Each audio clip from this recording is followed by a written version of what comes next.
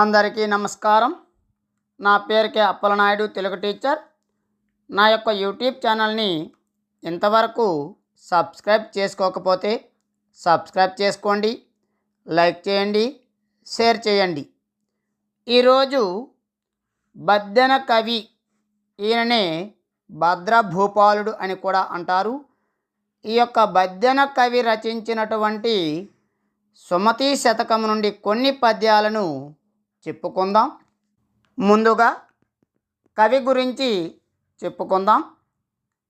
చిరకాలంగా తెలుగు ప్రజల నాలుకల మీద నానుచు వారి అంతఃచేతనలో భాగంగా కరిగిపోయిన సుమతీ శతకము పద్యాలను సరసము, సరళము, సామాన్యులకు సైతం సూటిగా, సులభంగా అర్థమయ్యే శైలిలో రాసిన గొప్ప పద్యకారుడు బద్దెన. 108 పద్యాల సమాహారం సుమతీ శతకం. 162 పద్యాలు గల మరో లఘుకృతి నీతి శాస్త్ర ముక్తావళి వీరి రచనే. ఇతను కాకతీయ రాజ్యంలో ఒక చిన్న సామంతరాజు. 1260 ప్రాంతంలో జీవించి ఉంటారని భావిస్తున్నారు. తిక్కనకు శిష్యునిగా భావిస్తున్నారు. కమలాసన, కవిబ్రహ్మ అను బిరుదులు కలవాడు బద్దెన. ఈయన కాకతీయ సామ్రాజ్యంలో ఒక చిన్న సామంతరాజుగా ఉండేవాడు కాబట్టి బద్దెనను భద్రభూపాలుడు అని కూడా అంటారు. తెలుగు సాహిత్యంలో శతకాలకు ఒక ప్రత్యేక స్థానం ఉంది. బహుజన ప్రియమైన శతకాలలో సుమతీ శతకం ఒకటి. సరళమైన చిన్న పద్యాలలో చెప్పబడిన నీతులు తెలుగువారి జీవితాలలోనూ భాషలోనూ భాగాలైపోయాయి. అప్పిచ్చువాడు వైద్యుడు నెప్పుడు నడతగక బారు నేరును ద్విజుడు జప్పడిన యోరనుండుము చొప్పడకున్నట్టియోరా స్వరకుము సుమతి. తన కోపమే తన శత్రువు, తన శాంతమే తనకు రక్షదయ చుట్టంబవు, తన సంతోషమే స్వర్గము, తన దుఃఖమే నరకముండ్రు తథ్యము సుమతి. ఇటువంటి పద్యాలు తెలియని వారు ఎవరూ కూడా ఉండరు. ఈ శతకంలోని ఎన్నో పద్య భాగాలను సామెతలు లేదా జాతీయములుగా పరిగణించవచ్చును. సుమతీ శతకంలో సుమతి అనేది మకుటంగా ఉంటుంది. సు అంటే మంచి, మతి అంటే బుద్ధి. సుమతి అంటే మంచి బుద్ధి కలది లేదా కలవాడా. ఈ సుమతీ శతకాన్ని తెలుగులో బద్దెన కవి రచించాడు. పాఠకుణ్ణి మంచి మనస్సు కలవాడా అని ప్రతి కంద పద్యములోనూ సంబోధిస్తూ శతకాన్ని రచించాడు. పద్యాలు ప్రారంభిద్దాం. శ్రీరాముని దయచేతను నారూఢిగా సకల జనులు నౌరాయనగా, ధారాళమైన నీతులు నోరూరగజవులు బుట్టది నుడివెద సుమతి. శ్రీరాముని దయచేతను నారూఢిగా సకల జనులు నౌరాయనగా, ధారాళమైన నీతులు నోరూరగజవులు బుట్టది నుడివెద సుమతి. భావం: శ్రీరాముని దయచేత జనులందరూ ఔరాయని ఆశ్చర్యపడేటట్లు ప్రముఖంగా ధారాళమైన నీతులను చెప్పుతాను. ఆ నీతులు కూడా నోరూరేలా రుచికరంగా చెబుతానని కవి మొదటి పద్యంలో ప్రతిజ్ఞ చేస్తున్నాడు. శ్రీరాముణ్ణి ఇష్టదైవముగా పేర్కొన్నాడు. రెండవ పద్యం. అక్కరకు రాని చుట్టము మ్రొక్కిన వరమీని వేల్పు, మోహరమును దానెక్కిన బారని గుర్రము గ్రక్కున విడివంగవలయున్ గదరా సుమతి. అక్కరకు రాని చుట్టము మ్రొక్కిన వరమీని వేల్పు మోహరమునన్ దానెక్కిన బారని గుర్రము గ్రక్కున విడువంగ వలయున్ గదరా సుమతి. భావం: ఓ సుమతి, తగిన సమయానికి సాయం చేయని చుట్టాన్ని వెంటనే వదిలిపెట్టాలి. పూజలు చేసినా, నమస్కారాలను అర్పించినా, అడిగిన వరాలను ఇవ్వని దైవాన్ని వెంటనే వదిలివేయాలి. యుద్ధరంగంలో విజయం కోసం తాను ఎక్కినప్పటికీ పరుగెత్తి తోడ్పడని గుర్రాన్ని ఏమీ ఆలోచించకుండా శీఘ్రంగా వదిలివేయాలి. మూడవ పద్యం. అడిగిన జీతం బియ్యని మేడి మేలపు దొరనుంగొల్చే మిడుకొట కంటెన్ వడిగల ఎద్దుల గట్టుక మడిదున్నొక బ్రతుకవచ్చు మహిళ సుమతి. అడిగిన జీతం బియ్యని మేడి మేలపు దొరనుంగొల్చే మిడుకొట కంటెన్ వడిగల ఎద్దులన్ గట్టుక మడిదున్నుక బ్రతుకవచ్చు మహిళ సుమతి. భావం: సాధారణ మానవుడి జీవితం సాఫీగా సాగాలంటే జీతం ఉండవలసిందే. ఉద్యోగం చేస్తే గాని జీతం రాదు. అటువంటి ఉద్యోగి నోరు తెరచి అడిగినప్పటికీ జీతం ఇవ్వని ప్రభువును సేవించి కష్టపడటం తగదు. అలా కష్టపడటం కన్నా వేగంగా పరిగెత్తే ఎద్దులను కట్టుకొని పొలాన్ని దున్నుకుంటూ స్వతంత్రంగా జీవించడమే మంచిది అని బద్దెన కవి చెప్పిన సందర్భం. నాలుగవ పద్యం. అడియాస కొలువు గొలువకు గుడిమనియము సేయబోకు కుజనుల తోడన్ విడువక కూరిమిసేయకు మడివినిన్ దోడరయకుంటే నరుగక సుమతి. అడియాస కొలువు గొలువకు గుడిమనియము సేయబోకు కుజనుల తోడన్ విడువక కూరిమిసేయకు మడివినిందోడరయకుంటే నరుగకు సుమతి. కుజనులు అంటే చెడ్డవారు. భావం: ఓ సుమతి, ప్రయోజనం లేని సేవను చేయకు. దేవాలయాల మీద పెత్తనాన్ని చెలాయించకు.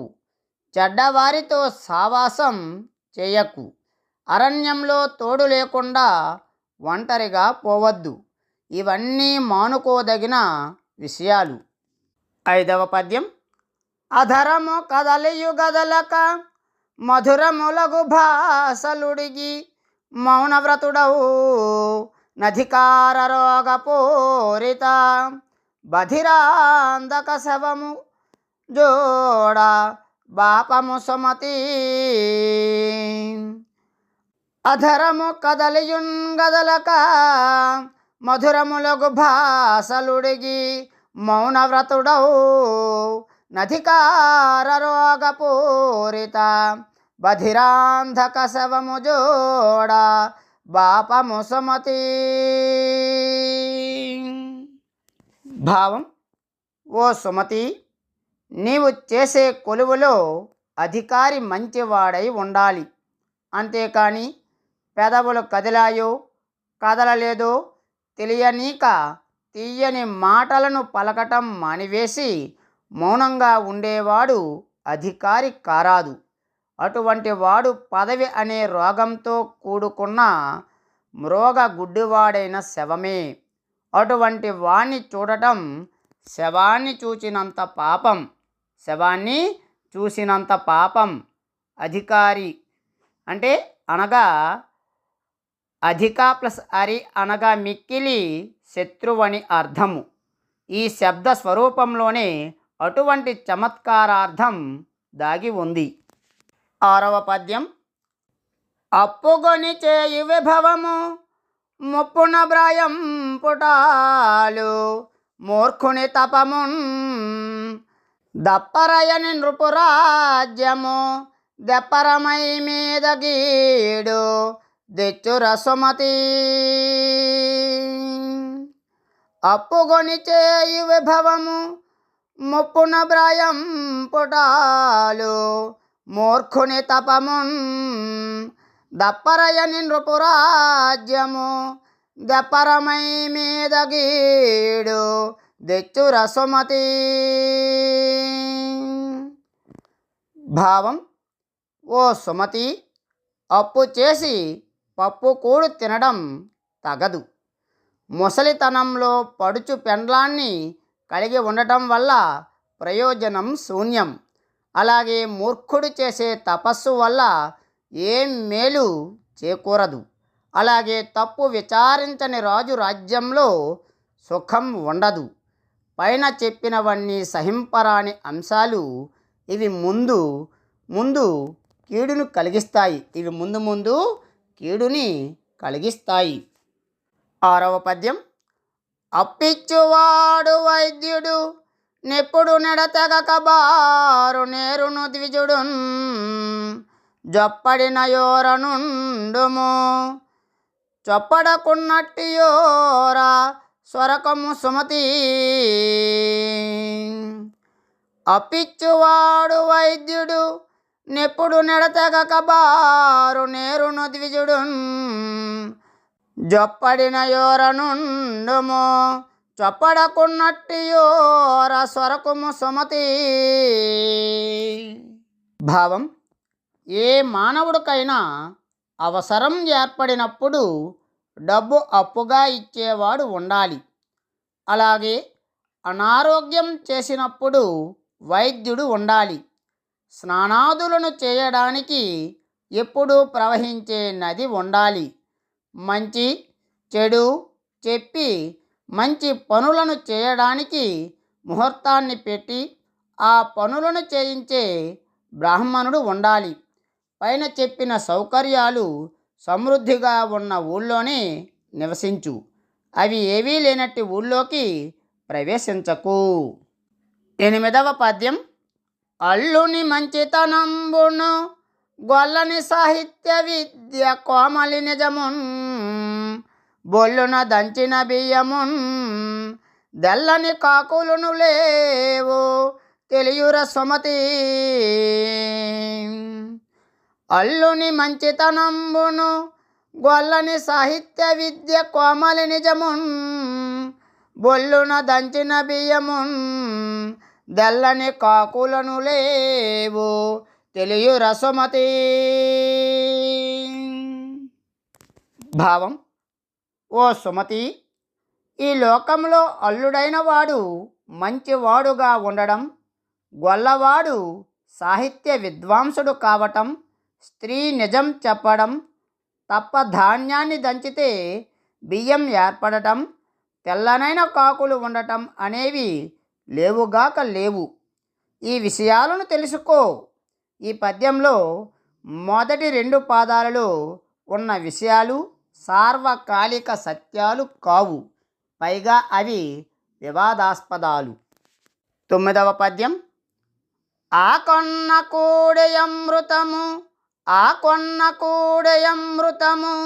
తాగొంకనిచ్చువాడెదాత ధరిత్రిన్ సోకోర్చువాడే మనుజుడు తేకువగలవాడే వంశతిలకుడు సుమతి. ఆ కొన్న కూడెయమృతము దాకొంకనిచ్చువాడెదాత ధరిత్రిన్ సోకోర్చువాడే మనుజుడు తేకువ కలవాడే వంశతిలకుడు సుమతి. భావం. ఓ సుమతి, ఈ లోకంలో ఆకలితో ఉన్నప్పుడు తిన్న అన్నమే అమృతం వంటిది. తాను ఏమాత్రము సందేహించక దానం చేసేవాడే నిజమైన దాత. కష్టాలను ఓర్చుకునేవాడే నిజమైన మానవుడు. ఎల్లప్పుడూ ధైర్యం కలిగి ఉన్నవాడే కులంలో శ్రేష్ఠుడు. 10వ పద్యం. ఆకలియుడు గనికుడువును వేకటియగులంజపడుపు విడువని బ్రతుకున్ బ్రాకొన్నను తియుదకము మేకల పాడియును రోత మేదిని సుమతి. ఆకలియుడగని కుడువును వేకటియగులంజపడుపు విడువని బ్రతుకున్ బ్రాకొన్నను తియుదకము మేకల పాడియును రోత మేదిని సుమతి. భావం. ఓ సుమతి, ఈ భూమిలో ఆకలి తీరని భోజనము, గర్భం ధరించిన ఉంపుడు కత్తెతో పొందును కలయికను, పాతబడిపోయిన బావి నీరును, మేకల పాడి అన్నవి అసహ్యకరాలు. ఓ సుమతి, ఈ భూమిలో ఆకలి తీరని భోజనము, గర్భం ధరించిన ఉంపుడు కత్తెతో పొందును అంటే కలయికను, పాతబడిపోయిన బావి నీరును, మేకల పాడి అన్నవి అసహ్యకరాలు. చూడండి, ఇందులో చెప్పిన ధర్మాలు, నీతులు, నిత్య సత్యాలు మన కాల పరిస్థితులకు వాటిని అన్వయించుకుంటే సుఖజీవనానికి అవి సోపానాలుగా నిలుస్తాయి. ఈ వీడియో మీకు నచ్చినట్లయితే లైక్ చేయండి, షేర్ చేయండి, సబ్స్క్రైబ్ చేయడం మాత్రం మర్చిపోవద్దు. పక్కనే ఉన్న గంట సింబల్ని నొక్కండి. లోకాః సమస్తాః సుఖినో భవంతు, సర్వే జనాః సుఖినో భవంతు. శుభమస్తు. ధన్యవాదములు.